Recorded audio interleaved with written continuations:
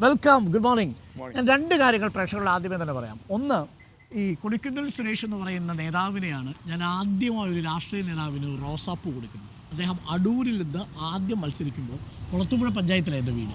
അപ്പോൾ അദ്ദേഹം ഒരു റോഡ് ഷോ നടത്തി ഇങ്ങനെ വരുന്ന വഴിക്ക് എൻ്റെ അച്ഛൻ, അദ്ദേഹം ഒരു കോൺഗ്രസ് അനുകൂല നിലപാടുള്ള കക്ഷിയാണ്. അപ്പോൾ അദ്ദേഹം ഇങ്ങനെ കയ്യിലൊരു റോസാപ്പൂ തരികയും അത് ഞാൻ ശ്രീ കൊടിക്കുന്നിൽ തരികയും ചെയ്യുന്നുണ്ട്. അങ്ങനെ ഓർമ്മയുണ്ടാവില്ല, ഏറെ കാലങ്ങൾക്ക് കുട്ടിക്കാലത്താണ്. അപ്പോൾ അതിനുശേഷം നോക്കൂ, 7 തവണ MP ആളാണ്. ഇനി നോക്കൂ, ഈ പാർലമെൻറ്റിൽ മാവേലിക്കരയിൽ നിന്ന് തിരഞ്ഞെടുക്കപ്പെട്ടാൽ പ്രധാനമന്ത്രിയായി ആര് വന്നാലും സത്യപ്രതിജ്ഞ ചെയ്ത് കൊടുക്കാൻ പോകുന്ന ശ്രീ കൊടിക്കുന്നിൽ സുരേഷ് ആയിരിക്കും. ലോക്സഭാ അംഗമായി അല്ലേ? പ്രോട്ടേം സ്പീക്കർ പാനലുണ്ടായിരുന്നു. പക്ഷേ ഇത്തവണ മറ്റാരും ഇല്ല, റെക്കോർഡാണ്. കഴിഞ്ഞ ലോക്സഭയിലെ നരേന്ദ്രമോദി പ്രധാനമന്ത്രി സത്യപ്രതിജ്ഞയ്ക്ക് ശേഷം സഭയിൽ അംഗമായി സത്യപ്രതിജ്ഞ, രണ്ടാമത് സത്യപ്രതിജ്ഞ ഞാനാണ്. നോക്കൂ, അപ്പോൾ ഒരു സീസൺഡായ ഇന്ത്യൻ രാഷ്ട്രീയത്തിൽ തന്നെ ഇത്രയും അധികം റിച്ചായ രാഷ്ട്രീയ അനുഭവ പരിചയമുള്ള മറ്റൊരു കോൺഗ്രസ് നേതാവ് ഇല്ല തന്നെ എന്ന് നമുക്ക് നിസ്സംശയം പറയാൻ സാധിക്കും. എത്രയെത്ര ഭരണമാറ്റങ്ങൾ നോക്കൂ, 7 തവണയെന്ന് പറയുന്നത് ഇന്ത്യൻ രാഷ്ട്രീയത്തിൻ്റെ ദിശ മാറ്റിയ വർഷങ്ങളാണ്. 8 പ്രധാനമന്ത്രിമാർ. ഈ സമയത്താണ് മണ്ഡൽ കമ്മീഷൻ റിപ്പോർട്ട്, മണ്ഡൽ വരുന്നത്, മണ്ഡൽ കമണ്ഡൽ പൊളിറ്റിക്സ് ഇന്ത്യൻ രാഷ്ട്രീയത്തിൽ ദിശ നിശ്ചയിച്ച ഏറ്റവും പ്രധാനപ്പെട്ട ഒരു ടേണിംഗ് പോയിന്റ് ആയിരുന്നു മണ്ഡൽ കമ്മീഷൻ. അതിനുശേഷം വരുന്ന കൂട്ടുകക്ഷി ഭരണങ്ങളുടെ തുടർച്ചയായിട്ടുള്ള സംവിധാനം. ആദ്യമായി BJP സർക്കാർ വരുന്നു 1999 പിന്നീട് അതിനുശേഷവും AB വാജ്പേയി, അതിനുശേഷം UPA സർക്കാർ 98-99 വാജ്പേയി, പിന്നെ 99-2004 വീണ്ടും അടൽ ബിഹാരി വാജ്പേയി, പിന്നെ വീണ്ടും UPA തുടർച്ചയായിട്ട് 2 തവണ മൻമോഹൻ സിംഗിൻ്റെ കാലം, പിന്നെ നരേന്ദ്രമോദിയുടെ കാലം. അങ്ങനെ വ്യത്യസ്ത ഋതുക്കളെല്ലാം കണ്ട ആളാണ് കൊടിക്കുന്നിൽ സുരേഷ്. അപ്പോൾ അതിലൊരു പ്രത്യേക അഭിനന്ദനമുണ്ട്. കാര്യം ഞാൻ സംസാരിക്കുന്നത് അത്രയും റിച്ചായ അനുഭവ പരിചയമുള്ള ഒരാളോടാണ്. പക്ഷേ അദ്ദേഹത്തിൻ്റെ ഒരു പരിഭവമുണ്ട്. നമ്മുടെ സർവേയുടെ കാര്യത്തിലൊക്കെ അദ്ദേഹത്തിൻ്റെ വിജയസാധ്യത മറ്റൊരു സ്ഥാനാർത്ഥി വരുന്നതിന് മുൻപാണ്, അദ്ദേഹത്തിൻ്റെ സ്ഥാനാർത്ഥിത്വം പ്രഖ്യാപിക്കുന്നതിന് മുമ്പാണ് നമ്മുടെ മണ്ഡലത്തിൽ സർവേ നടന്നത്. ഇനി ഒരു പക്ഷേ സർവേ നടന്നാൽ അങ്ങനെ വരണമെന്നില്ല. കാരണം അങ്ങയെക്കുറിച്ച് ഞങ്ങളിപ്പോൾ രാവിലെ കേൾക്കുന്ന പ്രതികരണങ്ങളൊക്കെ വളരെ പോസിറ്റീവായ റെസ്പോൺസാണ്. കാരണം ഈ മണ്ഡലത്തിൻ്റെ പൾസ് അറിയാവുന്നവർക്ക് ഒരിക്കലും അങ്ങനെ ഒരു സർവേ റിപ്പോർട്ട് ഉണ്ടാക്കാൻ കഴിയില്ല. ഒന്ന്. രണ്ടാമത്തെ കാര്യം, എനിക്കെതിരെ 10ാമത്തെ എൻ്റെ ഇലക്ഷൻ 10 തെരഞ്ഞെടുപ്പിൽ CPI-ക്കാരാണ് സ്ഥാനാർത്ഥികളായി. ഒരു സ്ഥാനാർത്ഥി വരും, പിന്നെ അടുത്ത പ്രാവശ്യം ആ സ്ഥാനാർത്ഥി ഇല്ല, വേറൊരു സ്ഥാനാർത്ഥിയെ പരീക്ഷിക്കുകയാണ് ചെയ്യുന്നത്. അപ്പോൾ 10 തെരഞ്ഞെടുപ്പിലും 10 സ്ഥാനാർത്ഥികളെ ആണ് ഒരു മുന്നണി എനിക്ക് എതിരാളികൾ അവതരിപ്പിച്ചിട്ടുള്ളത്. അത് BJP ആയിരുന്നാലും അത് തന്നെയാണ്, CPI ആയിരുന്നാലും. ഒരു തവണ ഏറ്റുമുട്ടിയാൽ പിന്നെ ആ ചൂടറിയാൻ വരുന്നില്ല, പിന്നെ പുതിയ ആളാണ്. വളരെ ചെറുപ്പക്കാരും എനിക്കെതിരെ അവർ മത്സരിപ്പിച്ചിട്ടുണ്ട്. മുതിർന്നവരും. PK രാഘവൻ എന്ന് പറയുന്ന പഴയ മന്ത്രി 75 വയസ്സായിരുന്ന സമയത്താണ് എനിക്കെതിരെ ഇവിടെ മത്സരിച്ചത്. PK രാഘവൻ. ചായക്ക് മധുരമാവാലോ? ഞാൻ മധുരം കഴിക്കാറില്ല. ഇന്ന് മധുരമാവാം. അരുണിന്റെ കൂടെ സന്തോഷം കണ്ടോ. അപ്പോൾ പക്ഷേ ഇല്ല, വിത്തൗട്ട് തന്നെ. കാര്യം നിങ്ങളുടെ ആരോഗ്യം നമ്മളുടെയൊക്കെ ഒരു പ്രധാനപ്പെട്ട കരുതലാണ്. ഇത് വിത്തൗട്ട് അല്ലേ? Okay, thank you Sudhi. അപ്പോൾ ഇനി നമ്മൾ വിഷയത്തിലേക്ക് വന്നാൽ, ഞാൻ ഇന്നലെ ചർച്ചയിൽ പങ്കെടുത്ത സമയത്ത് ഞാൻ അറിഞ്ഞു അതിൽ ചില വസ്തുതാവിരുദ്ധമായ കാര്യങ്ങൾ പരാമർശിക്കപ്പെട്ടു എന്ന കാര്യത്തിലൊരു വിഷമം ഉണ്ടായി എന്ന് മനസ്സിലായി. ആ ചർച്ചയിൽ ആ സമയത്ത് ചില ആളുകൾ അതിനെ പ്രതിരോധിക്കാൻ ശ്രമിച്ചു. പക്ഷേ മറുഭാഗത്തിൻ്റെ പ്രചരണം അങ്ങനെയായിരുന്നില്ല. അതായത് ഈ മണ്ഡലത്തിൽ ഒട്ടേറെ വികസന പ്രവർത്തനങ്ങൾ നടത്താൻ ശ്രീ കൊടിക്കുന്നിൽ സുരേഷ് ശ്രമിച്ചു. പക്ഷേ തിരിച്ചൊരു പ്രചരണം നടക്കുന്നുണ്ടോ? തീർച്ചയായിട്ടും. കാരണം ഈ പ്രചരണങ്ങൾ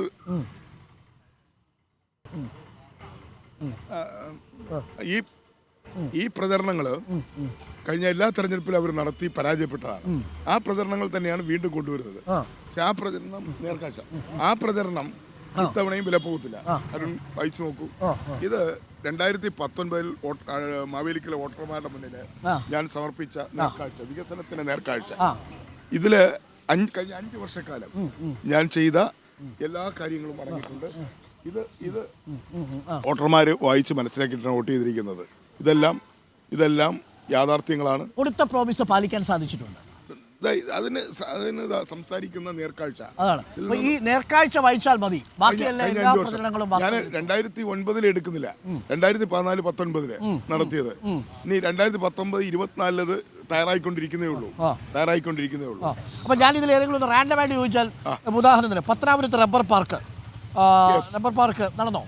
ഇന്നലെ താങ്കൾ മാവേലിക്കരയിൽ എന്താണ് പടക്കം, എന്താണ് അതിന്, കുരുക്ഷേത്രം നടത്തിയപ്പോൾ ഒരു 10 പേർക്ക് തൊഴിൽ കൊടുക്കുന്ന ഒരു സ്ഥാപനവും കൊണ്ടുവന്നില്ലെന്ന് ഒരു DYFIയുടെ നേതാവ്. എന്നാൽ ഈ റബ്ബർ പാർക്ക് പത്തനാപുരത്ത് കിൻഫ്രയില് 70 ഏക്കർ സ്ഥലം ഏറ്റെടുത്തിട്ട് റബ്ബർ അധിഷ്ഠിത വ്യവസായങ്ങൾ തുടങ്ങുന്നതിന് വേണ്ടി ഒരു പാർക്ക് അവിടെ സ്ഥാപിച്ചു. SC പാർക്ക് കോടതി SC കോടതി. ഈ പാർക്കിന്റെ കാര്യം 1500 പേർക്ക് നേരിട്ട് ജോലി ലഭിക്കുന്നതും 2000 പേർക്ക് ഇൻഡയറക്റ്റ് ആയിട്ട്, അതായത് കയറ്റി ഇറക്കുക, അത് ഇത് മറ്റവർക്ക് പെർമനന്റ്, മറ്റേതാ ലോഡിങ് അൺലോഡിങ് ആയിട്ട് 2000 പേർക്ക് തൊഴിൽ കിട്ടുന്നതാണ് റബ്ബർ പാർക്ക്. ഐരാപുരത്ത്, എറണാകുളം ജില്ലയിലെ ഐരാപുരത്ത് ഒരു റബ്ബർ പാർക്കുണ്ട്. അതിന് സമാനമായ മറ്റൊരു, ഇത് കോമേഴ്സ് ആൻഡ് വാണിജ്യ ഇൻഡസ്ട്രി മിനിസ്റ്റർ, കേന്ദ്ര വാണിജ്യ വ്യവസായ മന്ത്രാലയത്തിന് കീഴിലാണ്, റബ്ബർ ബോർഡാണ് ഇത് ചെയ്യുന്നത്. റബ്ബർ, അതായത് rubber balloon, rubber bedsheet, tyre, ഇങ്ങനെയുള്ള റബ്ബർ അധിഷ്ഠിത വ്യവസായങ്ങൾ നടത്താൻ താല്പര്യമുള്ള വ്യവസായികൾക്ക് സ്ഥലം കൊടുക്കുന്നു, ലീസിന് വൈദ്യുതി കൊടുക്കുന്നു, വെള്ളം കൊടുക്കുന്നു, റോഡ് സൗകര്യം ചെയ്തു കൊടുക്കുന്നു. അവർ വന്ന് ഇൻഡസ്ട്രി തുടങ്ങിയാൽ മതി. അതാണ് പത്തനാപുരത്ത് റെഡി ആയി കഴിഞ്ഞു. റാൻഡമായിട്ടൊന്ന് സെലക്ട് ചെയ്തതാ, സംഭവം നടന്നു. ഇനി SC കോടതി, അതായത് പട്ടികജാതി പട്ടികവർഗ പീഡനങ്ങൾ വർദ്ധിച്ചു വരുന്ന ഒരു സാഹചര്യത്തിൽ നമ്മുടെ ഈ അതിൽ കൂടുതലും വരുന്ന ഈ കൊല്ലം ജില്ലയിലൊക്കെ ആയതുകൊണ്ട് ഞാൻ കേന്ദ്ര ഗവൺമെന്റിൽ സമ്മർദ്ദം ചെലുത്തിയതിന്റെ അടിസ്ഥാനത്തിൽ ഇവിടെ ഒരു പട്ടികജാതി പട്ടികവർഗക്കായി മാത്രമായി എക്സ്ക്ലൂസീവായ ഒരു കോടതി ഇവിടെ തുടങ്ങണമെന്ന് ആവശ്യപ്പെട്ടതിന്റെ അടിസ്ഥാനത്തിലാണ് കൊട്ടാരക്കരയിൽ SC കോടതി വന്നിരിക്കുന്നത്. നോക്കൂ, അപ്പം നമുക്ക് എണ്ണിപ്പറയാവുന്ന വികസന പദ്ധതികൾ മണ്ഡലത്തിൽ ഉണ്ടായിട്ടുണ്ട്. അപ്പോൾ കഴിഞ്ഞ 15 വർഷമായിട്ട് തുടർച്ചയായിട്ടിരിക്കുന്ന ഘട്ടത്തിലും മാറ്റങ്ങൾ ഉണ്ടായില്ല എന്നുള്ളത് കുപ്രചരണമാണ്. തീർച്ചയായിട്ടും. ഞാൻ 2 വർഷക്കാലം മൻമോഹൻ സിംഗിൻ്റെ 2ാം UP അവസാന കാലത്ത് ഞാൻ മന്ത്രിയായിരുന്നു. ഞാൻ മന്ത്രിയായ Parippally medical college, ESI medical college യാഥാർത്ഥ്യമാക്കിയ ഞാനാണ്. അതുപോലെ തന്നെ നിങ്ങൾ മാധ്യമങ്ങൾ, ഞാൻ 2012 മുതൽ 2014 വരെ ആണ് UP ഗവൺമെൻറ് മന്ത്രി. ഇവിടുത്തെ മാധ്യമങ്ങളുടെ അഡ്വർടൈസ്മെൻ്റ് എടുത്താൽ മതി, ഞാനിവിടെ ഉദ്ഘാടനം ചെയ്ത ESI PF പരിപാടി ഒരു പത്രത്തിൽ കുറഞ്ഞത് ഒരു 2 കോടി അല്ലെങ്കിൽ ഒരു 2 കോടി 5 കോടി വരെ അഡ്വർടൈസ്മെൻറ്റ്, ഫുൾ പേജ് പരസ്യങ്ങളാണ്. മനോരമ മാതൃഭൂമിയിലേക്ക് അഡ്വർടൈസ്മെൻറ്റിൻ്റെ അത് മാത്രം എടുത്ത് നോക്കിയാൽ മതി. ഞാൻ എൻ്റെ കണക്ക് ശരിയാണെങ്കിൽ ഒരു 5000 കോടി രൂപയാണ് ESI PF-ലൂടെ കേരളത്തിൽ ഞാൻ കൊണ്ടുവന്നത്. കേരളത്തിന് പ്രധാനപ്പെട്ട കണക്കാണ് 5000. ഞാൻ ഈ MP ഫണ്ട് ചെലവഴിച്ചില്ല എന്നതാണ് ഇന്നലെ കേട്ട മറ്റൊരു പ്രധാനപ്പെട്ട വിമർശനം. അരുൺ, നിങ്ങളൊരു കാര്യം മനസ്സിലാക്കാം. ഞാൻ ഇന്നലെ PRS കേരളത്തിലെ 20 MP-മാർ ലോക്സഭയിലും 9 പേര് രാജ്യസഭയിലും. ഈ MP-മാരെ പരിശോധിച്ച് നോക്കുമ്പോൾ MP ഫണ്ട് 1991 നരസിംഹറാവുവിന്റെ ഗവൺമെന്റാണ് MP-മാർക്ക് അവരുടെ മണ്ഡലത്തിൽ വികസനത്തിൽ ഇടപെടാൻ വേണ്ടി 1 കോടി രൂപ അനുവദിക്കുന്നത്. അന്ന് മുതൽ MP ഫണ്ട് ചെലവാക്കുന്ന ഒരാളാണ്. MP ഫണ്ടിന്റെ ഇതുമായി ബന്ധപ്പെട്ട ഇംപ്ലിമെന്റേഷനിൽ ഒരു MP-മാരും ഇന്ന് അങ്ങനെയില്ല. 91 മുതൽ തുടർച്ചയായി MP ഫണ്ടിന്റെ ഇംപ്ലിമെന്റേഷനിൽ പങ്കുവയ്ക്കുന്ന ആളാണ്. ഒരു MP ഫണ്ട് എങ്ങനെ ചെലവഴിക്കണമെന്നും അതെങ്ങനെ അതിന്റെ ഗുണഭോക്താക്കളെ എത്തിക്കുന്ന നന്നായി അറിയാവുന്ന ഒരാളാണ്. എന്നെ ആരും പഠിപ്പിക്കേണ്ട. ഞാൻ 991 മുതൽ ഇന്നത്തെ MP-മാരെല്ലാം പുതിയ ആളുകളാണ്. 900 എനിക്ക് എക്സ്പീരിയൻസ് ഉണ്ട് ഇതിനകത്ത്. അതുകൊണ്ട് തന്നെ ഈ വാർത്ത ഫേക്ക് വാർത്തയാണ്. ഇത് ആരോ ആസൂത്രിതമായി മാതൃഭൂമിയുടെ ഒരു റിപ്പോർട്ടറെ സ്വാധീനിച്ച് വരുത്തിയ വാർത്തയാണ്. വളരെ ഗുരുതരമായ ആരോപണമാണ്. മാതൃഭൂമിയെ തിരുത്തിയിട്ടുണ്ട്. വ്യാജ വാർത്തകൾ ഉണ്ടാക്കുന്നു. അതെ, ഇന്ന് മാതൃഭൂമി തിരുത്തിയിട്ടുണ്ട്. ഇന്ന് മാതൃഭൂമി എന്താണ് എന്റെ അച്ചീവ്മെന്റ് 102%. 102%. 17 കോടിയിൽ നോക്കൂ, 17 കോടി അനുവദിച്ചു. അതുകൂടാതെ ഡിസ്ട്രിബ്യൂഷനായിട്ട് 472 ലക്ഷം വന്നു. അതെ, ഇൻട്രസ്റ്റ് 39.12 കോടി വന്നു. ടോട്ടൽ 220 കോടിക്ക് പുറത്ത് വന്നിട്ടുണ്ട്. അതെ, SC ഇതിനെല്ലാം കണക്ക് രേഖകളുണ്ട്. അതുപോലെ തന്നെ ഇതെല്ലാം കളക്ടറേറ്റ് എന്നുള്ള രേഖകളാണ്. ആർക്കും ഇത് പരിശോധിക്കാം. ചെലവാക്കാനായിട്ട് അതിനകത്ത് വലിയ പൈസ ബാക്കിയില്ല. ഇല്ല, ഒരു പൈസയില്ല. എല്ലാ ഫണ്ടും തികഞ്ഞിട്ടില്ല. ഇപ്പൊ സ്പിൽ ഓവറായി നിൽക്കുകയാണ്. കൊടുത്ത വർക്കുകൾക്ക് പണം തികയാത്തത് കൊണ്ട് അത് സ്പിൽ ഓവറായി അവിടെ കിടക്കുകയാണ്. ഇനി അടുത്ത പ്രാവശ്യം MP ആയി വന്നാൽ ഫണ്ട് കിട്ടുമ്പോൾ ഇത് ചെയ്യാം എന്ന് ഈ വർക്കുകൾ ആവശ്യപ്പെട്ടവർക്ക്, ഈ പ്രവൃത്തികൾ ആവശ്യപ്പെട്ടവർക്ക് ഉറപ്പ് കൊടുത്തിരിക്കുകയാണ്. ഞാൻ അതിൻ്റെ ഒരു ഇത് പറയാം. എൻ്റെ കറക്റ്റ് കണക്കുണ്ട്. എൻ്റെ പാർലമെന്റ് മണ്ഡലം 3 ജില്ലകളിലായി വ്യാപിച്ചു കിടക്കുന്നതാണ്. കുട്ടനാട് ഉൾപ്പെടെയുള്ള അവിടെ കുട്ടനാടിന്റെ ഭൂമിശാസ്ത്രമായി പ്രത്യേകം അറിയാം. അപ്പോൾ മറ്റ് MP-മാർക്ക് MP ഫണ്ട് വേഗത്തിൽ ചെലവഴിക്കുമ്പോൾ എനിക്ക് ചെലവഴിക്കാൻ പറ്റില്ല. 3 കളക്ടറേറ്റുകളിലെ ജില്ലാ ഭരണകൂടത്തിന്റെ സംവിധാനങ്ങൾ, അത് ഉദ്യോഗസ്ഥന്മാരുടെ സ്ഥലം മാറ്റം, പ്രമോഷൻ, പല പ്രശ്നങ്ങൾ ഉണ്ടാവും. പിന്നെ അപ്പോൾ അതിൻ്റെതായ ഡിലേ ഉണ്ടാവും. പിന്നെ കുട്ടനാട് പോലുള്ള ഒരു നിയോജകമണ്ഡലത്തിലെ MP ഫണ്ട് ഏത് വർക്കായിരുന്നാലും ഇംപ്ലിമെൻ്റ് ചെയ്യുന്നത് അത്ര എളുപ്പമല്ല, സാവകാശം എടുക്കും. ഇതെല്ലാം കണക്കിലെടുക്കുമ്പോഴാണ് നമ്മുടെ എക്സ്പെൻഡിച്ചറിൽ ഡിലേ വരുന്നത്. എന്നാൽ ഈ എക്സ്പെൻഡിച്ചർ എന്ന് പറയുന്നത് എങ്ങനെ, നമ്മൾ എല്ലാ വർക്കുകളും ഒന്നുകിൽ ഉദ്ഘാടനം ചെയ്യുകയോ പൂർത്തീകരിച്ചത് ഉദ്ഘാടനം ചെയ്ത് കഴിഞ്ഞിട്ടുണ്ട്. ഇനി ഇതിന്റെ എക്സ്പെൻഡിച്ചർ കാണിക്കുന്നത് ഇവിടെ നിന്ന് ഈ ബ്ലോക്ക് പഞ്ചായത്തിൽ നിന്ന് ഇത് ചെലവഴിച്ച തുകയുടെ ബില്ല് എവിടെ ചെല്ലണം? ജില്ലാ കളക്ടറേറ്റ് ചെല്ലണം. മൂന്ന് ജില്ലാ കളക്ടറേറ്റ് ചെല്ലണം.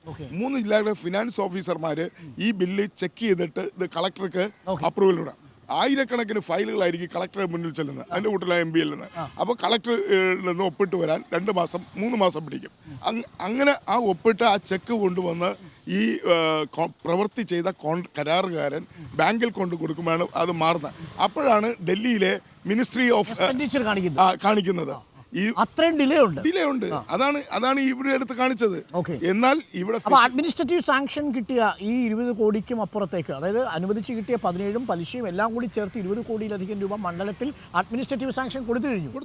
വർക്ക് പൂർത്തിയാക്കിയതുണ്ട്, പ്രോഗ്രസ് ഉണ്ട്, വർക്ക് സ്റ്റാർട്ട് ചെയ്യുന്നുണ്ട്. ഇങ്ങനെ 3 ഘട്ടങ്ങളിലായിട്ട് നടക്കുകയാണ്. ഇവിടെ നവകേരള സദസ്സ് വന്നപ്പോൾ അരുണിന് അറിയാമെന്ന് എനിക്കറിയില്ല, എല്ലാ സംവിധാനങ്ങളും കളക്ടറേറ്റുകൾ അതുപോലെ തന്നെ ബ്ലോക്കുകൾ ഗ്രാമപഞ്ചായത്ത് എല്ലാം സ്തംഭിച്ചിട്ട് കഴിഞ്ഞ 3 മാസക്കാലം തുടർച്ചയായിട്ട് നവകേരള സദസ്സിന്റെ പ്രവർത്തനങ്ങളിൽ ഏർപ്പെടാനാണ് സംസ്ഥാനം. അതുകൊണ്ട് തന്നെ ആ ഫണ്ട് യൂട്ടിലൈസേഷൻ ചിലപ്പോൾ തടസ്സം നേരിട്ടേക്കും. ഇതൊക്കെയാണ് റിയാലിറ്റി. ഇതൊന്നും അറിയാതെ ഞാൻ മാവേലി ഗ്രോസ് മൊത്തം പ്രൊപ്പോസൽ 437 വർക്ക്, അതിൽ വർക്ക് സാങ്ഷൻ 106, കംപ്ലീറ്റ് 130 കംപ്ലീറ്റ് ചെയ്തു.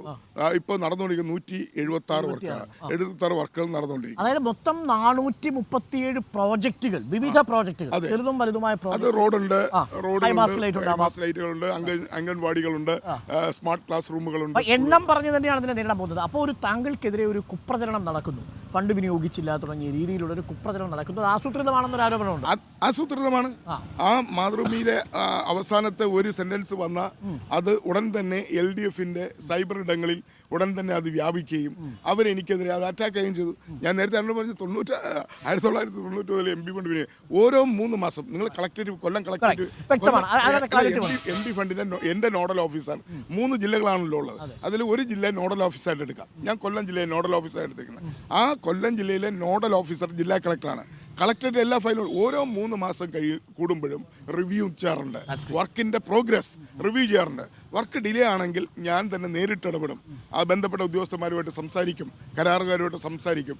ഇപ്പോൾ ഉദ്ഘാടനങ്ങളെല്ലാം നടന്നുകൊണ്ടിരിക്കുകയാണ്. പക്ഷേ ഈ വസ്തുത ഇതായിരിക്കെ കുപ്രചരണം ഉണ്ടാവുന്നു, അത് ആസൂത്രിതമാണ് എന്നുള്ളതാണ് വളരെ പ്രധാനപ്പെട്ട ഒരു ആരോപണമാണ്. ഞാനിനി 1-2 നമ്മുടെ രാഷ്ട്രീയ കാര്യങ്ങളിലേക്ക് കൂടെ വന്നത്. എന്തായാലും തെരഞ്ഞെടുപ്പ് ചൂടുപിടിച്ചു, അന്തരീക്ഷമൊക്കെ ചൂടുപിടിച്ചിരിക്കുകയാണ്. അരുൺകുമാറാണ് താങ്കൾക്കെതിരെ മത്സരിക്കുക. താങ്കൾ പറഞ്ഞതുപോലെ ഓരോ തവണ താങ്കൾക്കെതിരെ CPI സ്ഥാനാർത്ഥി നിർത്തും, അടുത്ത തവണ ആ സ്ഥാനാർത്ഥി അപ്രത്യക്ഷനാവുന്നൊരു അവസ്ഥയുണ്ട്. അതായത് സൂര്യൻ്റെ അടുത്തേക്ക് ചെല്ലുമ്പോൾ കരിഞ്ഞു പോകുന്നത് പോലെ എന്ന് വേണമെങ്കിൽ പറയാം. അപ്പോൾ എന്തായാലും അത് വളരെ പ്രധാനപ്പെട്ട ഒരു നിരീക്ഷണമാണ്. ഞാൻ കേട്ടതാണ്, ഇത് കഴിഞ്ഞാൽ ഒരു പക്ഷേ താങ്കളെ KPCC അധ്യക്ഷ പദവിയിലേക്ക് പരിഗണിക്കും എന്ന തരത്തിലുള്ള ചില ചർച്ചകൾ സജീവമായി നടക്കുന്നുണ്ട്. അതിനെക്കുറിച്ച് എനിക്കൊരു അറിവുമില്ല. അല്ല, കേരളത്തിൽ എന്തുകൊണ്ടും അടുത്ത ഒരു നേതൃമാറ്റത്തിന് പരിഗണിക്കപ്പെടേണ്ട മുഖമാണ് എന്ന രീതിയിൽ ചർച്ചകൾ നടക്കുന്നുണ്ട്. അല്ല, അത് ഈ KPCC പ്രസിഡന്റ് സ്ഥാനം തീരുമാനിക്കുന്നത് പാർട്ടിയാണ്. അത് തെരഞ്ഞെടുപ്പ് കഴിയുമ്പോൾ എന്താണ് വരുന്ന റിസൾട്ടിന്റെ അടിസ്ഥാനത്തിലായിരിക്കും ഇപ്പോൾ ചർച്ച ചെയ്യുന്നതിൽ കാര്യമില്ല. നമ്മൾ പത്മജയുടെ മാറ്റം വളരെ ചർച്ചാ വിഷയമാണ്. മണ്ഡലത്തിൽ പോകുന്ന സമയത്ത് അത് എപ്പോഴെങ്കിലും മനസ്സിൻ്റെ ഉള്ളിൽ ഒരു വിങ്ങലായിട്ട് നിൽക്കുന്നുണ്ട്. കാര്യം അങ്ങേക്കറിയാലോ, കുടുംബമായിട്ട് ഒരുപാട് ബന്ധം ഉണ്ടായിരുന്ന ആളാണ് ശ്രീ കുടിക്കുന്നിൽ. പത്മജ ചേച്ചി ഒരിക്കലും പാർട്ടി മാറാൻ പാടില്ലായിരുന്നു. അവർക്ക് എന്തെങ്കിലും പ്രശ്നങ്ങളോ അല്ലെങ്കിലും എന്തെങ്കിലും ബുദ്ധിമുട്ടുകളോ പാർട്ടി നേതൃത്വം അവർ പലവട്ടത്തും പറഞ്ഞിട്ടുണ്ട്. ഞാൻ KPCC വർക്കിംഗ് പ്രസിഡന്റ് പല സമയത്തും പറഞ്ഞിട്ടുണ്ട്, പാർട്ടിയിൽ വേണ്ട പരിഗണന ലഭിക്കുന്നില്ല എന്നൊക്കെ പറഞ്ഞിട്ടുണ്ട്. മാറും എന്നുള്ള കാര്യം അറിയാം. മാറുമെന്ന് ഒരു സൂചനയും കിട്ടിയില്ല. അങ്ങനെ മാറുമെന്ന് വിശ്വസിക്കാനും കഴിയില്ല. കാരണം ലീഡർ K കരുണാകരൻ്റെ മകളാണ്, കോൺഗ്രസ് പാരമ്പര്യത്തിൽ വളർന്നുവെന്നാണ്. അച്ഛൻ്റെ എല്ലാ രാഷ്ട്രീയ നീക്കങ്ങളും അതിൽ നിന്ന് എല്ലാം കണ്ടും പഠിച്ചു വന്ന ഒരു നേതാവാണ് പത്മജ. അതുകൊണ്ട് തന്നെ പത്മജ ചേച്ചി അങ്ങനെ ഒരു തീരുമാനം എടുക്കുമെന്ന് ഒരിക്കലും കരുതിയില്ല. എല്ലാ നേതാക്കന്മാർക്കും അവരാഗ്രഹിക്കുന്ന എല്ലാം കിട്ടിയെന്ന് വരത്തില്ല. അത് ഈ പ്രചരണത്തിൽ അത് എപ്പോഴെങ്കിലും അതൊരു തടസ്സമാവുന്നുണ്ടോ? അങ്ങനെ ആത്മവീര്യം ചോർന്നു പോകുന്ന പോലെ അങ്ങനെ ഒരു തടസ്സമില്ല. കാരണം ഒരു ഭാഗത്ത് അനിൽ ആന്റണി അല്ലെങ്കിൽ പത്മജ. കോൺഗ്രസിനെ സംബന്ധിച്ച് കേരളത്തിലാണ് ഇതിനൊരു പുതുമ. നോർത്ത് ഇന്ത്യയിലോട്ട് പോയാൽ മന്ത്രിമാരുടെ മക്കളും മുഖ്യമന്ത്രിമാരുടെ മക്കളും എല്ലാം മാറിക്കൊണ്ടേയിരിക്കും, തിരിച്ചു വന്നുകൊണ്ടേയിരിക്കും. ഇത് കേരളത്തിലാണ് ഇതിന് വലിയൊരു ഹൈപ്പ് കിട്ടുന്നത്. ഈ മാറ്റങ്ങൾക്ക് ഒരു ഹൈപ്പ് കിട്ടുന്നത്. മറ്റേ നോർത്ത് ഇന്ത്യയിലോട്ട് ചെന്നാൽ ഇതൊരു വിഷയമേ അല്ല, അവിടെ ഒരു ചർച്ചയേ അല്ല. അത് അവിടെ സ്ഥിരം നടക്കുന്ന ഒരു പ്രോസസ്സാണ്. അതുകൊണ്ട് BJP ഇത്ര പേര് ഇപ്പോൾ ഞങ്ങളോട് ചേർന്നു, മുമ്പും ചേർന്നു. BRSന്റെ തെലങ്കാനയിൽ നിന്ന് മറ്റു പാർട്ടികളിൽ നിന്ന് 17ഓളം ആളുകൾ ഇന്നലെ ചേർന്നിട്ടുണ്ട് കോൺഗ്രസിലേക്ക്. അതാ ഈ നോർത്ത് ഇന്ത്യയിൽ നടക്കുന്ന ഒരു ഒരു ഒരു ഒരു ഒരു പ്രതിഭാസമാണ്. അതിന് നമ്മൾ ചർച്ച ചെയ്യാൻ പോയിട്ട് വരില്ല. കേരളത്തിൽ നമുക്കൊരു പുതിയ അനുഭവം ആയതുകൊണ്ട് ചർച്ച ഈ CPM കേന്ദ്രങ്ങളും അതേപോലെ തന്നെ പ്രതിപക്ഷം BJP ഒക്കെ പ്രചരിപ്പിക്കുന്നത് കൊടിക്കുന്നിൽ സുരേഷ് ആണെങ്കിലും നാളെ BJPയിലേക്ക് വരാനുള്ള സാധ്യത തള്ളിക്കളയാൻ പറ്റുന്നില്ലെന്നാ. എന്നെ കുറിച്ച് അവരെയൊക്കെ അങ്ങനെ എന്നെ അണ്ടർസ്റ്റിമേറ്റ് ചെയ്യാൻ പറ്റില്ല. ഞാൻ KSU തുടങ്ങിയാണ്. ഞാൻ രാഷ്ട്രീയത്തിൽ ഇങ്ങനെയൊക്കെ ആകുമെന്ന് പ്രതീക്ഷിച്ച് വന്നയാളല്ല. ഞാൻ വളരെ താഴെത്തട്ടിൽ നിന്ന് പട്ടിണിയും ദാരിദ്ര്യവും അനുഭവിച്ചു വന്നയാളാണ്. അച്ഛൻ്റെ അമ്മയുടെ കർഷക തൊഴിലാളികളോടൊപ്പം വയലിൽ പോയി ഞാറ് നടുകയും കൊയ്ത്ത് നടത്തുകയും ചെയ്ത് വന്ന ആളാണ്. അതുകൊണ്ട് തന്നെ എനിക്ക് സ്ഥാനമാനങ്ങൾക്ക് ആർത്തിയില്ല, പണത്തോട് ആർത്തിയില്ല, ഒന്നുമില്ല. കാരണം ഞാൻ പട്ടിണി കിടന്ന് വളർന്ന ആളാണ്. അപ്പോൾ എനിക്ക് അങ്ങനെ വലിയൊരു കിട്ടാവുന്ന ഒരു വലിയ അഡ്വാൻറ്റേജ്, ഒരു വലിയ നേട്ടം സ്വന്തമാക്കിയിട്ടുണ്ട് പാർലമെന്റ് ഇത്രയും കാലം തന്നെ. ഇതെല്ലാം എൻ്റെ കഠിനാധ്വാനത്തിന്റെ ഫലമായിട്ടാണ്. ഞാനൊരു പൊളിറ്റിക്കൽ ബാക്ക്ഗ്രൗണ്ടുള്ള ഫാമിലിയിൽ നിന്ന് വന്നയാളല്ല, അല്ലെങ്കിൽ ഒരു സമ്പന്ന ഫാമിലിയിൽ നിന്ന് വന്നയാളല്ല. വീഡിയോ വിട്ട് പേടിപ്പിച്ചാലോ? ഒരു വീഡിയോ എനിക്ക് എന്തെങ്കിലും തന്നിട്ട് പോകും. ഇടി പറയും ഇയാൾ 10-25 വർഷം 27 വർഷം MP ആയിരുന്നിട്ട് എന്ത് ഇങ്ങനെയാണോ? അവസാനം ED തന്നെ അത്ഭുതപ്പെട്ട് അവര് പോക്കറ്റിൽ നിന്ന് എന്തെങ്കിലും എടുത്ത് എനിക്ക് തന്നിട്ട് പോകുന്ന ഒരവസ്ഥയിലാണ് ഞാൻ ഇപ്പോഴും MP ആയിട്ട്. എവിടെ തുടങ്ങിയോ അവിടെ തന്നെ നിൽക്കും, ഒരു മാറ്റവും വന്നില്ല. ഈ പ്രലോഭനങ്ങളുടെ മുന്നിൽ അതിനെ അതിജീവിച്ച് നിൽക്കുക വലിയ ബുദ്ധിമുട്ടാണ്. അങ്ങേക്കറിയാലോ, ഞാൻ പറയാതെ തന്നെ പണ്ട് AKG പറഞ്ഞിട്ടുണ്ട്, ഈ പാർലമെന്റിലെ അധികാരത്തിലെ ഇടനാഴികളിൽ എപ്പോൾ വേണമെങ്കിലും പ്രലോഭനം ഉണ്ടാകാം എന്ന് പറഞ്ഞിട്ടുണ്ട്. അപ്പോൾ ആ പ്രലോഭനങ്ങളെ അതിജീവിച്ച് 7 തവണ അല്ലെങ്കിൽ ഇത്രയും തവണ 35 വർഷം ഏകദേശം 4 പതിറ്റാണ്ടോളം നിൽക്കുക എന്ന് പറയുന്നത് ചെറിയ കാര്യമല്ല. അരുൺ, എന്നെ സംബന്ധിച്ചോളം എനിക്ക് സങ്കല്പിക്കാൻ കഴിയാത്ത പദവികളാണ്. അങ്ങനെ BJP നേതാക്കൾ ആരെങ്കിലും വന്ന് ഈ രീതിയിലുള്ള പ്രലോഭനത്തിൽ കുറിക്കാൻ ശ്രമിച്ചിട്ടുണ്ടോ? എൻ്റെ അടുത്ത് ഒരു BJP നേതാവ് പാർലമെന്റിൽ ലോക്സഭയ്ക്കകത്ത് ചീഫ് വിപ്പ് എന്ന നിലയിൽ ഞാൻ ഇപ്പൊ പ്രവർത്തിച്ചുകൊണ്ടിരിക്കുന്നു. കോൺഗ്രസിന്റെ ചീഫ് വിപ്പാണ്. നേരത്തെ പാർലമെന്ററി പാർട്ടി സെക്രട്ടറി ആയിരുന്നു. അതെ, എനിക്ക് BJP 89-ലുള്ള എല്ലാ BJP നേതാക്കളെയും എല്ലാ പാർട്ടികളിലെയും സീനിയർ നേതാക്കളുമായിട്ട് അടുപ്പമുള്ള ആളാണ്. അങ്ങനെ ഒരു നേതാക്കളും എന്നെ പറയും. ഞാൻ പാർലമെന്റിനകത്ത് ലോക്സഭയ്ക്കകത്ത് വീറുറ്റ പോരാട്ടമാണ് നടത്തുന്നത്. അത് കുട്ടികളായിട്ടാണ് ഞങ്ങൾ പ്രവർത്തിക്കുന്നത്. ഏറ്റവും കൂടുതൽ ഡിബേറ്റിൽ പങ്കെടുത്ത MP-മാരിൽ ഒരാൾ താങ്കളാണ്. അതെ, ഞാൻ ചീഫ് വിപ്പാണ്. ഞാനാണ് പ്രസംഗിക്കാൻ കോൺഗ്രസ് പാർട്ടി ആര് പ്രസംഗിക്കുന്നത് തീരുമാനിക്കുന്നത് ഞാനാണ് പ്രസംഗങ്ങളുടെ ലിസ്റ്റ് കൊടുക്കുന്നത്.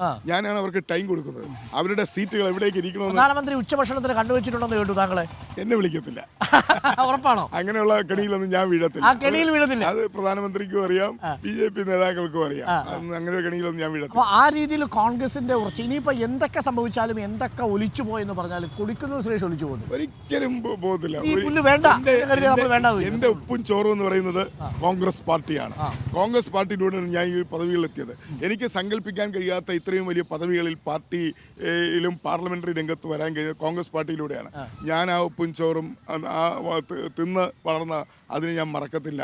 ജീവിതാവസാനം വരെ കോൺഗ്രസ് ആയിരിക്കും എന്നുള്ള കാര്യത്തിൽ യാതൊരു. അത് കോൺഗ്രസ് പ്രവർത്തകർ കൊടുക്കുന്ന ആത്മവിശ്വാസം വളരെ കൂടുതലായിരിക്കും. ഞാൻ ഒരു കാര്യം കൂടി ചോദിച്ചാൽ നമുക്കൊരു തൽക്കാലം അവസാനിപ്പിക്കാം, തിരക്കൊണ്ടെന്ന് എനിക്കറിയാം. ഇപ്പോൾ നമ്മുടെ KPCC അധ്യക്ഷൻ K. സുധാകരൻ മത്സരിക്കുന്നു, ഷാഫി പറമ്പിൽ വരുന്നു, വടകരയിൽ തൃശ്ശൂരിൽ K. മുരളീധരൻ വരുന്നു, ആലപ്പുഴയിൽ KC വേണുഗോപാൽ വരുന്നു. മൊത്തത്തിൽ ഒരു നേരത്തെ ഉണ്ടായിരുന്നൊരു സാഹചര്യം അങ്ങ് മാറിയോ? ഒരു തരംഗം രൂപപ്പെട്ടു തുടങ്ങിയിട്ടുണ്ട്. തീർച്ചയായിട്ടും. കാരണം കേരളത്തിൽ പാർലമെന്റ് തെരഞ്ഞെടുപ്പ് പൊതുവെ UDF-ന് അനുകൂലമായ ഒരു പൊളിറ്റിക്കൽ രാഷ്ട്രീയ കാലാവസ്ഥയാണ്. എല്ലാത്തരം 2004-2009 മാത്രമാണ് 20-19 സീറ്റ് LDF-ന് ജയിക്കാൻ കഴിഞ്ഞത്. അതിന് ശേഷമുള്ള തെരഞ്ഞെടുപ്പുകൾ മുമ്പും ശേഷമുള്ള തെരഞ്ഞെടുപ്പുകൾ പരിശോധിച്ച് നോക്കിയാൽ LDF-നോ BJP-ക്കോ ഇവിടെ കാര്യമായ മുന്നേറ്റം പാർലമെന്റ് തെരഞ്ഞെടുപ്പിൽ ഉണ്ടാക്കാൻ കഴിഞ്ഞിട്ടില്ല. അസംബ്ലിയിലും തദ്ദേശ സ്വയംഭരണ വ്യത്യസ്തമായ വന്നേക്കാം. പക്ഷെ പാർലമെന്റിൽ കേരളത്തിലെ ജനങ്ങൾക്കൊരു കൺസെപ്റ്റ് ഉണ്ട്, കാഴ്ചപ്പാടുണ്ട്. ഇവിടെ നിന്ന് കോൺഗ്രസ് പോകണം, ദേശീയ തലത്തിൽ കോൺഗ്രസ് അധികാരത്തിൽ വന്ന ഏറ്റവും വലിയ ഒറ്റക്കക്ഷിയാവണം, ദേശീയ തലത്തിൽ കോൺഗ്രസ് അധികാരത്തിൽ ഇന്ത്യ എന്ന ഈ ആശയം നിലനിൽക്കുകയുള്ളൂ എന്നുള്ളതാണ്. ഇവിടെ വർഗീയതയും ഫാസിസവും ഒന്നും കേരളത്തിലെ ജനങ്ങൾ ഇഷ്ടപ്പെടുന്നില്ല. അതുകൊണ്ട് BJP-യെ അവർ വെറുക്കുന്നു, BJP-ക്ക് അവർ പിന്തുണ കൊടുക്കുന്നില്ല. പ്രത്യേകിച്ചും നമ്മുടെ മതന്യൂനപക്ഷങ്ങൾ. മറ്റൊന്ന് LDF-ന് കാര്യമായി ഒന്നും ചെയ്യാനുമില്ല. പാർലമെന്റിൽ ഇപ്പോൾ ലോക്സഭയിൽ ഞാൻ പറയട്ടെ, ലോക്സഭയിൽ ഇപ്പോൾ അവർക്ക് LDF-ന് CPM-ന് കിട്ടുന്നത് 2 മിനിറ്റാണ്. ഏതൊരു ഡിബേറ്റ് വന്നാലും 2 മിനിറ്റാണ്. CPI-ക്ക് കിട്ടുന്ന 1 മിനിറ്റാണ്. കാരണം അവരുടെ സ്ട്രെങ്ത് അനുസരിച്ചാണ് പാർലമെന്റ് ഡിബേറ്റിലെ ടൈം ഫിക്സ് ചെയ്യുന്നത്. ഇപ്പോൾ 2 മണിക്കൂർ സമയമാണ് ഒരു ഡിബേറ്റ് തീരുമാനിക്കുന്നതെങ്കിൽ 2 മിനിറ്റ് കൊണ്ട് എന്ത് പറയാൻ പറ്റും? പിന്നെ ചെയറിൽ ഇരിക്കുന്ന ആളുടെ ഔദാര്യം കൊണ്ട് ഞാനാണ് ചെയറിൽ ഇരിക്കുന്നതെങ്കിൽ 2 മിനിറ്റ് എന്നുള്ള 5 മിനിറ്റ് ആക്കി കൊടുക്കും. CPM-നും കൊടുക്കാറുണ്ട്, CPIക്കും കൊടുക്കാണ്ട് ഒരു മെമ്പറും 2 മെമ്പറും ഒക്കെ ഉള്ള പാർട്ടികൾക്ക് 1 മിനിറ്റ് 2 മിനിറ്റുമാണ് അവർക്കുള്ളത്. ഈ ടൈം അലോക്കേഷന്റെ ഒരു പാറ്റേണിൽ അങ്ങനെ വരുമ്പോൾ ഞാൻ പാർലമെന്റ് ലോക്സഭയിലെ പാനൽ ചെയർമാനാണ്.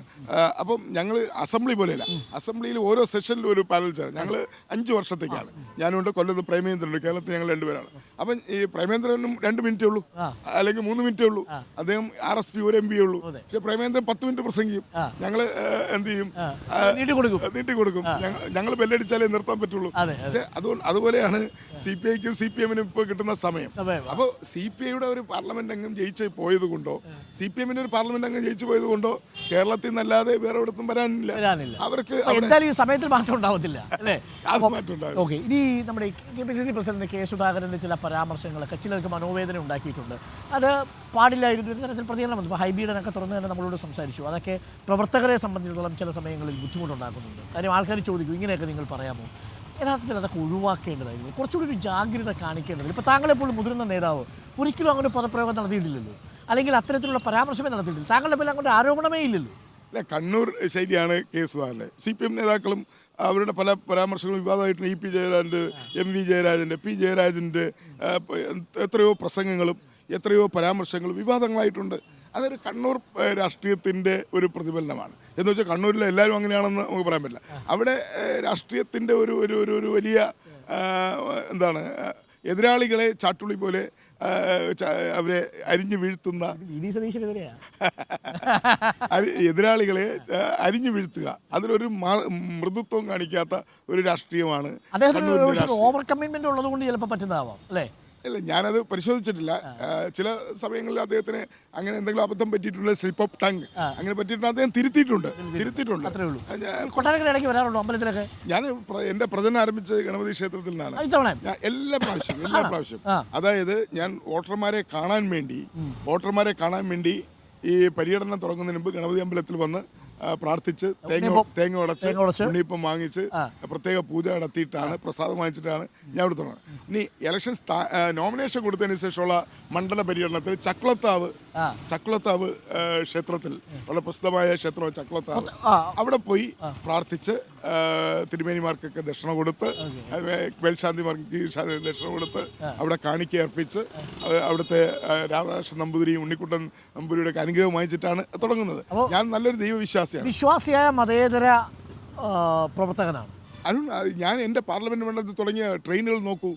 പുല്ലൂർ ഗുരുവായൂർ, ഇപ്പൊ അത് മധുരയ്ക്ക് മധുരൈ മീനാക്ഷി പുല്ലൂർ. ഇന്നലെ ഒരു ട്രെയിൻ ഞാൻ ഉദ്ഘാടനം ചെയ്തു, തിരുപ്പതി. അതായത് ശബരിമല തീർത്ഥാടകർക്കും തിരുപ്പതി തീർത്ഥാടകർക്കും അങ്ങോട്ടും ഇങ്ങോട്ടും വന്നു പോകാൻ വേണ്ടി ഉള്ള ഒരു ട്രെയിൻ. അത് എൻ്റെ ഒരു കൺസെപ്റ്റ് ആയിരുന്നു. അത് ഞാൻ നേടിയെടുത്തു. ഇന്നലെ അത് കൊല്ലത്ത് നിന്ന് തുടങ്ങി. അപ്പം അതുപോലെ വേളാങ്കണ്ണി, എറണാകുളത്ത് നിന്ന് ഈ കൊട്ടാരക്കര വഴി വേളാങ്കണ്ണിക്ക് പോകുന്ന വേളാങ്കണ്ണി നാഗൂർ ട്രെയിൻ, അത് ഞാൻ എൻ്റെ ശ്രമഫലമായ ഇവിടുത്തെ യാത്രക്കാർക്കറിയാം. പിന്നെ ഞാനൊന്നും ചെയ്തില്ലെന്ന് പറയുന്നത് എന്തെങ്കിലും അവർക്ക് പറയണ്ടേ, പറയാൻ വേണ്ടി പറയുന്നുള്ളൂ. ഈ നേർക്കാഴ്ച തന്നെ അരുൺ ഒന്ന് കണ്ണോടിച്ച് നോക്കിയാൽ നിങ്ങൾ ഒരിക്കലും ഞാൻ തോക്കുമെന്ന് പറയത്തില്ല. അതാണ്. അതെ, ഇത് പഠിക്കണം. ഒരു കാര്യം കൂടി, നമ്മളിപ്പോ അയോധ്യ പോയോ? പോയില്ല. എനിക്കൊരു പാർലമെന്റ് ടൂർ വന്നതാണ്, ഞാൻ പോയില്ല. വെറുതെ ഒരു വിവാദത്തിലേക്ക് പോകണ്ട. കാരണം പാർലമെന്റ് കമ്മിറ്റിയുടെ ടൂറ് ഞാൻ റെയിൽവേ മന്ത്രാലയത്തിൽ ഒരു സൂക്ഷ്മത കാണിക്കുന്നുണ്ട്. റെയിൽവേ മന്ത്രാലയത്തിന്റെ സ്റ്റാൻഡിംഗ് കമ്മിറ്റി മെമ്പറാണ്. കേരളത്തിൽ നിന്ന് റെയിൽവേ മന്ത്രാലയത്തിലുള്ള ഏക സ്റ്റാൻഡിംഗ് കമ്മിറ്റി മെമ്പറാണ്. അപ്പോൾ അയോധ്യ പ്രാണപ്രതിഷ്ഠ കഴിഞ്ഞതിന് ശേഷം റെയിൽവേ സ്റ്റാൻഡിംഗ് കമ്മിറ്റി ഒരു ടൂർ പ്രോഗ്രാം അറേഞ്ച് ചെയ്തു. അയോധ്യ തുടങ്ങി ഇന്ത്യയിലെ പല ഭാഗത്തും. അപ്പോൾ അയോധ്യയിൽ ക്ഷേത്ര ദർശനം പറഞ്ഞിട്ടില്ല. അയോധ്യയിൽ പുതുതായി പണിത റെയിൽവേ സ്റ്റേഷൻ വിസിറ്റ് ചെയ്യുക, അവിടുത്തെ ഫെസിലിറ്റീസ് പരിശോധിക്കുക എന്നുള്ളതാണ്. പക്ഷേ അയോധ്യ ക്ഷേത്രം ദർശനത്തെക്കുറിച്ച് ആ ടൂറിൽ പറയുന്നില്ല, അത് പറയാറുമില്ല. അവിടെ ചെല്ലുമ്പോൾ ആർക്കെങ്കിലും പോകണമെങ്കിൽ അത് അയോധ്യയിൽ മാത്രമല്ല, ഈ കമ്മിറ്റികൾ പോകുമ്പോൾ എവിടെയെങ്കിലും മിക്കവാറും ക്ഷേത്ര ദർശനമോ അല്ലെങ്കിൽ പള്ളിയിൽ പോകുന്നതോ അങ്ങനെയുള്ള അതും കൂടി കണക്കിലിട്ടാണ് ഈ ടൂർ പ്രോഗ്രാം ചെയ്യുന്നത്. അപ്പോൾ ഇത്തവണ അങ്ങനെ വന്നിരുന്നു. പക്ഷേ ഞാൻ അത് ഒഴിവാക്കി. മറ്റൊരു അവസരത്തിൽ പോകാം. ഇപ്പോഴ് വിവാദങ്ങളായി നിൽക്കുമ്പോൾ അതൊരു ഒഴിവാക്കരുത്. ഓക്കെ, അപ്പോൾ താങ്ക്സ് എ ലോട്ട്. അപ്പോൾ ഉണ്ണിയപ്പൊക്കെ കഴിച്ചു കാണും. ഇനിയിപ്പം ഞങ്ങൾ ഉണ്ണിയപ്പൊക്കെ കഴിച്ചാൽ തുടങ്ങിയത്. MP ഫണ്ടിന്റെ കാര്യത്തിൽ വസ്തുതാപരമായ വാർത്തയല്ല വന്നിരിക്കുന്നത്. ഞാൻ എൻ്റെ എതിരാളികളെ ഈ അവസരത്തിൽ അവരോട് പറയുന്നു, ഈ എത്ര 6.5 കോടി രൂപ ഞാൻ ലാപ്സാക്കി എന്ന് അവർക്ക് തെളിയിക്കാൻ ഞാൻ എൻ്റെ സ്ഥാനാർത്ഥിത്വത്തിൽ പിന്മാറാം.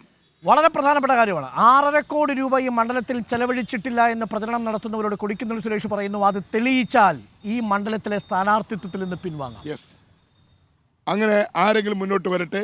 രേഖകൾ എൻ്റെ കയ്യിലുണ്ട്, ജില്ലാ കളക്ടറേറ്റിലുണ്ട്, അത് പ്ലാനിംഗ് ഓഫീസിലുണ്ട്, എല്ലായിടത്തും ഉണ്ട്. വളരെ പ്രധാനപ്പെട്ട കാര്യമാണ്. ഇങ്ങനെ തൻ്റെ അടുത്തോടു കൂടി കാര്യങ്ങൾ വിശദീകരിക്കാനും വെല്ലുവിളിക്കാനും അതിൽ വസ്തുതയില്ലാതെ പറ്റില്ലല്ലോ അല്ലേ? അപ്പോൾ നിങ്ങൾക്ക് എതിരഭിപ്രായമുണ്ടെങ്കിൽ നിങ്ങൾ വരൂ, കൊടിക്കുന്നിൽ സുരേഷ് മുട്ടാൻ തയ്യാറാണ്. അരുൺ, ഇനിയെങ്കിലും മനസ്സിലാക്കുക, മറ്റുള്ള MP മാരെ അളക്കുന്നത് പോലെ എന്നെ അളക്കരുത്. കാരണം എന്ന് വെച്ചാൽ ഞാൻ 7 പ്രാവശ്യം ജയിച്ചുവെങ്കിലും 27 പ്രാവശ്യമാണ് പാർലമെന്റിന്റെ ലോക്സഭയുടെ കണക്കനുസരിച്ച് MP ആയിട്ടുള്ളത്. കാരണം 2-3 ലോക്സഭകൾ ഇടയ്ക്ക് വെച്ച് പിരിച്ചുവിട്ടത് കൊണ്ട്, കാലാവധി പൂർത്തിയാക്കാത്തതുകൊണ്ട് ചിലവർ 35 വർഷം ഇരുന്നില്ലേ. ഇല്ല, ഇവിടെ 25 വർഷം പൂർത്തിയാക്കിയ MLA മാർ ഇനിയും മത്സരിക്കാൻ നിൽക്കുകയാണ്. അതുപോലെ തന്നെ 55 വർഷം MLA മാരും മന്ത്രിമാരുമായിരുന്നു ഉള്ള ഒരു സംസ്ഥാനത്ത് 27 വർഷം മാത്രം പൂർത്തിയാക്കിയ എന്നോട് പറയുകയാണ് എന്തുകൊണ്ടും വീണ്ടും മത്സരിക്കുന്നു എന്നുള്ളത്. അപ്പോൾ ഞാനൊരു പാവപ്പെട്ട സാധാരണ അധസ്ഥ വിഭാഗത്തിൽ വന്ന ഒരാളെന്ന നിലയിൽ ഈ പാർലമെന്റ് തെരഞ്ഞെടുപ്പ് ഇങ്ങനെ തുടർച്ചയായി ജയിക്കുക എന്നെ അഭിനന്ദിക്കുന്നതിന് പകരം 3 സീസണുകൾ, ആ 3 സീസണുകൾ രാഷ്ട്രീയം കണ്ട ഒരു നേതാവ് എന്ന രീതിയിൽ നമ്മൾ ശരിക്കും അഭിനന്ദിക്കേണ്ടതാണ്. അദ്ദേഹത്തിന്റെ ഹാർഡ് വർക്ക് തന്നെയാണ്, അക്കാര്യത്തിൽ ഒരു സംശയം. കഠിനാധ്വാനത്തിന് ജനങ്ങൾ തരുന്ന അംഗീകാരമാണ് ഈ വിജയം. ഈ രാഷ്ട്രീയത്തിന്റെ തിരക്കിനിടയിൽ എന്തെങ്കിലും എന്റർടൈൻമെന്റ് എന്തെങ്കിലും ഉണ്ട്? അല്ല, ഞാൻ എന്റർടൈൻമെന്റ് സിനിമ കാണുന്ന ഒരു പതിവുണ്ട്. അത് താരങ്ങൾ ഒരുപാട് പേരുണ്ട്. അങ്ങനെ പറഞ്ഞു കൊടുക്കുന്നില്ല. മോഹൻലാലുണ്ട്, മമ്മൂട്ടിയുണ്ട്, ദിലീപ് വളരെ ഇഷ്ടപ്പെട്ട താരമാണ്. സിനിമയൊക്കെ കാണും ഇടയ്ക്ക് ഫ്രീ ടൈമിൽ സിനിമയൊക്കെ കാണും, നാടകം കാണും. യാത്ര ചെയ്യാനും താല്പര്യമുണ്ട്. അമ്പലങ്ങളിൽ ഉത്സവത്തിന് ഒക്കെ പോയി കാണാറുണ്ട്. ചെട്ടികുളങ്ങര കുംഭഭരണിക്ക് ഇപ്പോഴും ഞാൻ ഉണ്ടായിരുന്നു. എല്ലാ പള്ളികളിലെ അമ്പലങ്ങളിലെ എല്ലാ ഉത്സവങ്ങൾക്ക് മുസ്ലിം. ഒരു സംശയം നോക്കട്ടെ, ഇപ്പൊ എത്ര കല്യാണത്തിന് കൂടി കാണും? കൊടിക്കുന്നിൽ സുരേഷ് കേരളത്തിൽ വന്നതിന് ശേഷമുള്ള ഏറ്റവും വലിയൊരു ബ്രാൻഡ് എന്ന് പറയുന്നത് അത് അങ്ങനെ ട്രോളാൻ വേണ്ടി ഉപയോഗിക്കുന്നുണ്ട്. അതിൽ ഏത് കല്യാണം ഉണ്ടെങ്കിലും കൊടിക്കുന്നിൽ സുരേഷ് അവിടെ ഉണ്ടാവും എന്നുള്ളത്. കല്യാണം മാത്രമല്ല, മരണത്തിൽ അവിടെ ഉണ്ടാവും. കൊടിക്കുന്നിൽ സുരേഷിന്റെ ഒരു ബ്രാൻഡ് ശൈലി എന്ന് പറയുന്നത് ഈ വീടിന് ഒരംഗം എന്ന നിലയിൽ ജനങ്ങളുടെ ഇടയിലുണ്ട് എന്നുള്ളത്. അതാണ്. എത്ര കല്യാണത്തിൽ കൂടി കാണും ഏകദേശം? എനിക്ക് തന്നെ കണക്ക് പറയാൻ പറ്റുന്നത് കല്യാണം. ഞാനൊരു വീട്ടിൽ ഈ നിയോജകമണ്ഡലത്തിലെ മിക്കവാറും ഏതാണ്ട് ഒരു 60% വീടുകളുമായിട്ട് എനിക്ക് ആത്മബന്ധമുണ്ട്, കുടുംബത്തിലെ അംഗത്തെ പോലൊരു ബന്ധമുണ്ട്. അതാണ് എൻ്റെ ഒരു വിജയം. ഞാൻ എന്ത് അവരുടെ ആപത്തുണ്ടായിരുന്നാലും സന്തോഷമുണ്ടായാലും പ്രയാസങ്ങളും ഞാൻ അവിടെ എത്തും. ഇപ്പോഴത്തെ കന്നി വോട്ടറുടെ അച്ഛൻ്റെയും അമ്മയുടെയും കല്യാണത്തിന് ആശീർവദിക്കാൻ താങ്കൾ ഉണ്ടായിരുന്നു. അതെ, മാത്രമല്ല 2 ഓഫീസുകളാണ് മാവേലിക്കര പാർലമെന്റിന് വേണ്ടി 2 MP ഓഫീസാണ് പ്രവർത്തിക്കുന്നത്. ഈ MP ഓഫീസിൽ വരുന്ന ഒരാൾ നിരാശയായി പോയിട്ടില്ല. അവർ പറയുന്ന എല്ലാ കാര്യങ്ങളും. കാരണം എനിക്കുള്ള പ്രതിപക്ഷത്തായിരുന്നാലും എനിക്ക് ആര് ഭരണകക്ഷിയായിരുന്നാലും അവരുമായിട്ട് അടുപ്പമുണ്ട്. കാരണം എന്നോടൊപ്പം MP മാരായിരുന്നത് മന്ത്രിമാരാകുന്നത്, ഞാൻ MP ആയിരുന്നപ്പോൾ പങ്കെടുത്ത മീറ്റിങ്ങിൽ പങ്കെടുത്ത ഉദ്യോഗസ്ഥന്മാരായിരിക്കും വീണ്ടും പല മന്ത്രാലയത്തിൽ മാറി. അപ്പോൾ എനിക്ക് ഒരു പരിചയപ്പെടുത്തലിൻ്റെ ആവശ്യമില്ല, അന്വേഷിച്ച് നടക്കേണ്ട കാര്യമില്ല. അതുകൊണ്ടാണ് റെയിൽവേ യാത്രാ രംഗത്ത് ഇത്രയും വലിയ മുന്നേറ്റം ഈ പുതിയ ട്രെയിനുകളൊക്കെ ഈ മണ്ഡലത്തിൽ നേടിയത്. അതുകൊണ്ട് ഈ മണ്ഡലത്തിൽ ഈ തെരഞ്ഞെടുപ്പിൽ വോട്ടർമാർ ആലോചിക്കാൻ പോകുന്നത്, അല്ലെങ്കിൽ വോട്ടർമാർ വോട്ട് ചെയ്യുന്നത് അനുഭവ സമ്പത്തും പരിചയ സമ്പത്തുമാണ്. എനിക്കെതിരെ ഇപ്പോൾ പറയുന്നത് LDF പറയുന്നത് യുവാവാണ്, യുവത്വത്തിൻ്റെ. അതെ, എനിക്കെതിരെ ഇപ്പം കഴിഞ്ഞ 2009 മത്സരിച്ചത് CPIയുടെ സ്ഥാനത്ത് RSL 32 വയസ്സേ ഉണ്ടായിരുന്നുള്ളൂ. ചെങ്ങറ സുരേന്ദ്രൻ അന്ന് എനിക്കെതിരെ മത്സരിക്കുമ്പോൾ 40 വയസ്സേ ഉണ്ടായിരുന്നുള്ളൂ. അപ്പോൾ ചെറുപ്പക്കാരാണ് CPIക്കാർ എനിക്കെതിരെ നിർത്തി പരീക്ഷിച്ച് നോക്കിയിട്ടുള്ളത്. അപ്പോഴും ഈ നിയോജകമണ്ഡലത്തിലെ വോട്ടർമാർ അനുഭവ സമ്പത്തിനും പരിചയ സമ്പത്തിനും മണ്ഡലത്തിൽ നിറഞ്ഞു നിൽക്കുന്ന മണ്ഡലത്തിലെ ജനങ്ങളുടെ വോട്ടർമാരുടെ സുഖദുഃഖങ്ങളിൽ വന്നു പോകുന്ന ഒരാളെന്ന നിലയിൽ വോട്ടർമാർ എന്നെയാണ് പരിഗണിച്ചിട്ടുള്ളത്. അതുകൊണ്ട് ഇത്തവണയും കഴിഞ്ഞ പ്രാവശ്യം പ്രവചനാതീതമായ ഭൂരിപക്ഷത്തിൽ വിജയിക്കും. Thank you Shri Suresh. അപ്പോൾ ഉഷാറാവട്ടെ. എന്തായാലും വിജയിച്ചെത്തുന്ന ഘട്ടത്തിൽ നമുക്ക് ഡൽഹിയിൽ വെച്ച് കാണാം. തീർച്ചയായിട്ടും. അപ്പോൾ അന്ന് മധുരമുള്ളൊരു ചായ വേണം. അപ്പോൾ താങ്ക് യു. എനിക്കൊന്ന് ഉണ്ണിയപ്പമായിട്ട് നിൽക്കുന്നുണ്ട്. അപ്പോൾ നമുക്ക് സ്വന്തം പട്ടണത്തിൽ വരുമ്പം ഒരു ഉണ്ണിയപ്പം കിട്ടുക എന്നുള്ള വലിയൊരു കാര്യമാണ്. ചൂട് ഉണ്ണിയപ്പം. ചൂട് ഉണ്ണിയപ്പം. ഞങ്ങൾ ഈ ഉണ്ണിയപ്പം ഉണ്ടാക്കുന്ന ചേട്ടനെ രാവിലെ കണ്ടു, കൃഷ്ണമൂർത്തി ചേട്ടൻ. രാവിലെ 5 മണിക്ക് തിന്നും. അപ്പോൾ മധുരം കഴിച്ചോളൂ കണ്ടോ. അപ്പോൾ നമ്മൾ ഉദ്ഘാടനം ചെയ്തിട്ടോ ഇന്നത്തെ പ്രചരണം ഉണ്ണിയപ്പത്തിലൂടെ അല്ലേ. അപ്പോൾ പരിഭവങ്ങളൊക്കെ തീർന്നു, എല്ലാം ഒരു ഉണ്ണിയപ്പം കഴിച്ചാൽ തീരുന്ന പരിഭവമേ ഉള്ളൂ കൊടിക്കുന്നിൽ സ്റ്റേഷന്. അങ്ങനെ കേട്ടോ ചില മനുഷ്യർ. അരുണിനോട് എത്രയൊക്കെ പരിഭവം തോന്നിയാലും തുറന്നു പറയാൻ പറ്റുന്ന മനുഷ്യൻ, എത്രയൊക്കെ പരിഭവം തോന്നിയാലും കാണുമ്പോൾ സംസാരിക്കുമ്പോൾ എല്ലാം ഐസ് കെട്ട് അലിയുന്ന പോലെ അലിയുന്നു.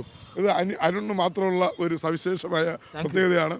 താങ്കളുടെ പിതാവ്, ഞാൻ താങ്കൾ കുട്ടിക്കാലത്ത് പിതാവിന്റെ ഒക്കത്തിരുത്തി റോസാപ്പൂ വന്നത്. അങ്ങനെ അന്നത്തെ ഞാൻ ആദ്യം മത്സരിക്കുന്ന തെരഞ്ഞെടുപ്പിൽ എന്നെ മാലയിട്ട് സ്വീകരിച്ച കൊച്ചുകുട്ടികൾ ഇപ്പൊ കല്യാണവും കഴിച്ച് അവരുടെ മക്കളുടെ കല്യാണത്തിന് ഞാൻ പങ്കെടുത്തിട്ടുണ്ട്. വളരെ പ്രധാനപ്പെട്ട കാര്യമാണ്. Thank you. അപ്പൊ ഞങ്ങൾ ഇനി സഞ്ചരിക്കുന്നു.